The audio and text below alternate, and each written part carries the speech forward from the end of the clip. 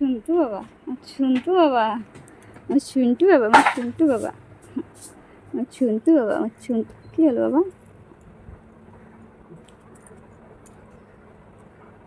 আমার শুনটু বাবা, আমার শুনটু বাবা, শুনটু বাবা, শুনটু বাবা। Hello everyone, welcome back to my new blog. Shuntu বাবা, কেমন আমার আছো শুনটু সবাই? বাবা। গুড মর্নিং সবাইকে জানাই। আজকের ভিডিওটা সকাল থেকে শুরু করছি। তো দেখো আমি সারাদিন বাড়িতে কিভাবে কাটাই, কি কি কাজ করি, আর আমার ছোট্ট বেবিকে নিয়ে সারাদিন কিভাবে সামলাই, সবটা তোমাদের সাথে আজকে ভিডিওতে শেয়ার করব। তোমরা পুরো ভিডিওটা দেখো, তাহলে সব বুঝতে পারবে।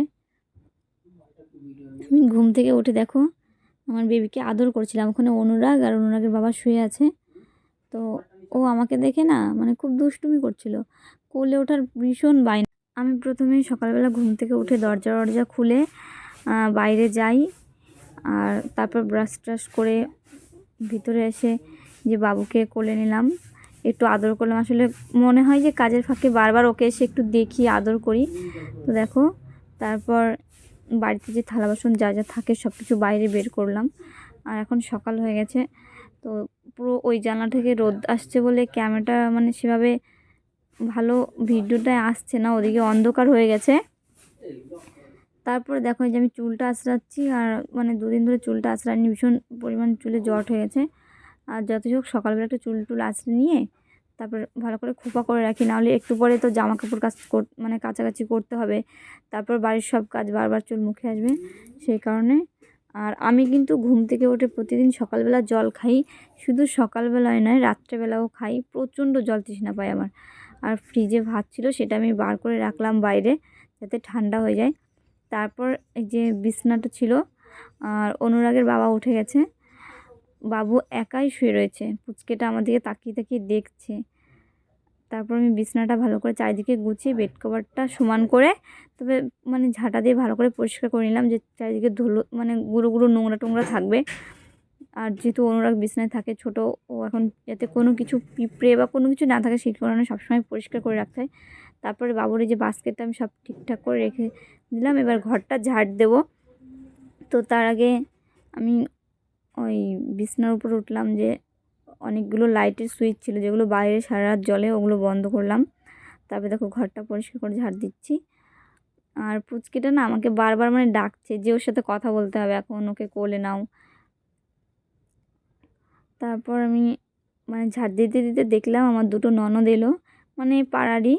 ওরা এসে জিজ্ঞেস করছিল যে পুচকেটা কি করছে। আসলে ও যখন এই ভিডিওটা কিন্তু আমি এখন ছাড়ছি, এখনকার নয়, ভিডিওটা যখন আমার 1 মাস কমপ্লিট হয়ে গেছিলো বেবি হওয়ার পরে, ওরা অনেকে দেখতে পায়নি, তো তার জন্য দেখতে এসেছিলো। তারপর দেখো আমার ঝাড়টার দেওয়া হয়ে গেল ঘর, এরপর আমি ভিতরে এসে বাবুকে আরেকটু কোলে নিলাম। শুধু মনে হয় বারবার কাজের ফাঁকে ওকে একটু এসে আদর করি। তো এখন সব কাজ সারা হয়ে গেছে, মানে উঠোন ঝাড় দেওয়া হয়ে গেছে, তারপর ঘর বাড়ি ঝাড় দেওয়া হয়ে গেছে, বাড়ির যে কাজগুলো থাকে সকালবেলার ওগুলো প্রায় আমার সব কিছু করা হয়ে গেছে, বাসন মাজাও হয়ে গেছে। এখন আমি অনুরাগকে পরিষ্কার করাবো।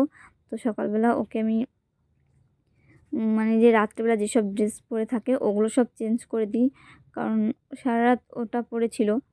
তারপর সব কিছু পরিষ্কার করে আবার সকালবেলা অন্য ড্রেস পরাই। আর আমি কিন্তু বাবুকে 2 ঘন্টা পর পর জামা চেঞ্জ করাই, কারণ বাবু যখন হয়েছিল আগস্ট মাসে তখন কিন্তু গরম ছিল, ওই গরমের মধ্যে একটু ঘেমে যায়, আর না ঘামলে আমি বারবার চেঞ্জ করাতাম, কারণ বাবু পটি করে বা হিসু করে, ওগুলো লেগে গেলে তো চেঞ্জ করাতে হয়। তাছাড়া কিছু না হলে আমি চেঞ্জ করাই, যাতে কোনো হয়তো মুখ থেকে দুধ তুললো এই কারণে।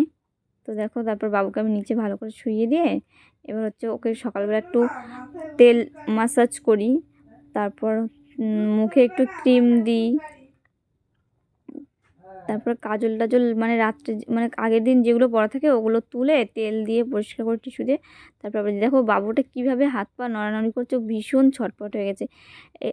মানে তোমরা যে ভিডিওটা দেখছো এটা কিন্তু বাবু আগস্ট মাসে হয়েছে, সেপ্টেম্বরের ভিডিও, প্রায় 1 মাস পরের ভিডিও ওর এটা। এটা দুর্গাপুজোর আগেরই ভিডিও। দেখো ও কী করছে, ও শুধু মাথায় হাত দেয়, চোখে মুখে হাত দেয়, কি নড়ানড়ি করে। আমি তো ভিডিওটা স্প্লিট করে দিয়েছি। তো দেখো এখন বাবুকে আমি টিস্যু দিয়ে পরিষ্কার করাবো। ও দেখো কত ছটপট করছে, ও শুধু মানে কোলে উঠতে চায়, তারপর চারিদিকে বাইরে ঘুরে সব কিছু দেখবে, ঘাড়ের পরে উঠে মানে মাথা দিয়ে থাকতে চায় সব সময়। আর এখন আমি সকালবেলা ওকে টিস্যু দিয়ে ভালো করে চোখ মুখটা পরিষ্কার করে দিচ্ছি। তারপর গোটা ওর হাতের আঙুলগুলোও পরিষ্কার করে দিই, কারণ ও মাঝে মাঝে মুখেও হাত দেয় যাতে কোনো নোংরা না থাকে। তারপর দেখো ওকে সব কিছু পরিষ্কার করে ক্রিম মাখিয়ে তেল টেল দিয়ে বাবুকে আবার ভালো করে অন্য বিছানাটা চেঞ্জ করে শোয়াচ্ছি। আর আমি বাবুকে যে বালিশটা যেখানে দেখছো তোমরা, যেটা মাথায় দিয়ে দিই ওর, এটা হচ্ছে সর্ষের বালিশ, যেটা আমার মা তৈরি করে দিয়েছিল। সর্ষে কিনে ওর ভিতরে মানে বালিশের ভিতরে ভরে দিয়েছিল। যে সবাই বলে এখন নাকি ছোট বেবিদের সর্ষের ভিতর মানে সর্ষের বালিশে মাথা দিয়ে শোয়ালে মাথাটা গোল হয়। আমি জানি না এটা সত্যি কি মিথ্যে, বাট বলে সবাই, সেই কারণে মা বানিয়ে দিয়েছিল, আমি ওকে শুয়েছিলাম। এটা বেশি দিন মানে ওকে শোয়াইনি, 1 মাস প্রায় শুয়েছি। তারপর থেকে আমি নর্মাল ওর জন্য যে শিমুল তুল দিয়ে বালিশ বানিয়েছিলাম ওটাই শোয়াই। ওটা ভীষণ মানে শক্ত টাইপের লাগে আমার কাছে, ভার জানি না কেন, এই কারণে ওটাই আর শোয়াই না। দেখো ও কোলে উঠবে বলে কি করছে। আর তারপর ওকে আমি আস্তে করে ঘুম পাড়িয়ে রেখে আবার যে বাড়ির কাজগুলো করব, এখনও ঘর মোছা বাকি, তারপরে বাড়িতে চারিদিকে অনেক কিছু জামা কাপড় ছড়িয়ে ছিটিয়ে রয়েছে, সেগুলোই পরিষ্কার করব। তো দেখো এখন ওই কাজগুলো করার জন্য আমি বাইরে রান্নাঘরে রয়েছি, এই জন্য ভিডিওটা ভিতরে রয়েছে, কারণ আমি কলপাড়ে গেছিলাম, ওখানে রান্নাঘরে ওই ঘর মোছার ওটা নিতে ফিনাইল আর কল থেকে জল নিয়ে আসলাম, যে পুরো ঘরটা মুছবো। আর মাঝে মাঝে কিষান আমাকে অনেক কাজে হেল্প করে দেয়, একা করে উঠতে পারি না। আর বাবু যেহেতু বারবার উঠে যায়, একটু একটু করে ঘুমায় আবার উঠে যায় বারবার, তো সেই কারণে সব কাজ টাইম মতো করে ওঠা হয় না। এই কারণে আমি অনেক অনেক সকালে উঠি, 5টার সময় উঠি, যাতে সব কাজগুলো আমার সকাল সকাল হয়ে যায়। কাজ সারা হয়ে গেলে 8টা থেকে 9টার মধ্যে স্নান করে পুজো দেওয়া কমপ্লিট হয়ে যায়। আর দেরি করে উঠলে তো বাবু সকালবেলা উঠে যায়, ওর জন্য কোনো কাজ করতে পারি না। আর এই যে জামা কাপড়গুলো দেখছো, এগুলো বাবু সারা রাতে যেগুলো ভিজিয়ে দেয়, মানে সব ওর রাতের জামা কাপড়, ওগুলো সব এখন নিয়ে বাইরে বের করে রাখলাম। তারপর যে তখন গরমের টাইম চলছিল, মানে সেই সময় প্রচণ্ড গরম ছিল, তাই আমি সব জল ভরে রেখে মানে ফ্রিজের ভিতরে রেখে দিলাম। হ্যাঁ খেয়ে নাও। আর এই দেখো এই যে ওয়ার্ড্রপে যে জামা কাপড়গুলো ভাঁজ করছি, এটা বাবুর ওয়ার্ড্রপ, ওই যেটা আমার মা গিফট করেছিল। আর এই যে বাবুর শিমুল তুলোর বালিশ, আর নিচে যে দুটো বালিশ দেখছো, ওই যে শিমুল তুলো মানে বালিশের নিচে যেটা, ওটা হচ্ছে ছোট ছোট দুটো কোল বালিশ, যেটা আমার মা বানিয়ে দিয়েছিল। আর ওটাই বাবুর জামা কাপড় থাকে। তো দেখো তারপর আমি বাবুর যে জামা কাপড়গুলো রাতে সব কিছু ভিজিয়েছিল সেগুলো নিয়ে কলপারে চলে এলাম। এগুলো এখন সব কাচবো। আর কেচে তারপরে মেলে দিয়ে আমি মানে টুকটাক বাড়ির সব কিছু গুছিয়ে নিয়ে তারপরে স্নান টান করবো। তো দেখো এখন আমি কাচতে বসে গেছি। আসলে বাবু প্রচুর প্রচুর জামা কাপড় মানে ভেজে, আর ছোটো বাচ্চা তো, এবার দুধ তোলে, কখনো কখনো পটি করে, ইস্যু করে, প্রচুর কাচাকাচি করতে হয়। আর আমার মানে প্রেগনেন্সির পরে যে আতুর বলে সবাই, ওটাই মানে 1 মাস মতো আমার মা ছিল, যেটা না বলে না, সত্যি আমার মা অনেক হেল্প করেছে। মা ছিল, বোনও ছিল, তো মা 1 মাস সব কিছু করে দিয়েছিল। যখন প্রথমত মা এগুলো করতো তখন আমি বুঝতে পারতাম না যে কতটা কষ্ট হয়।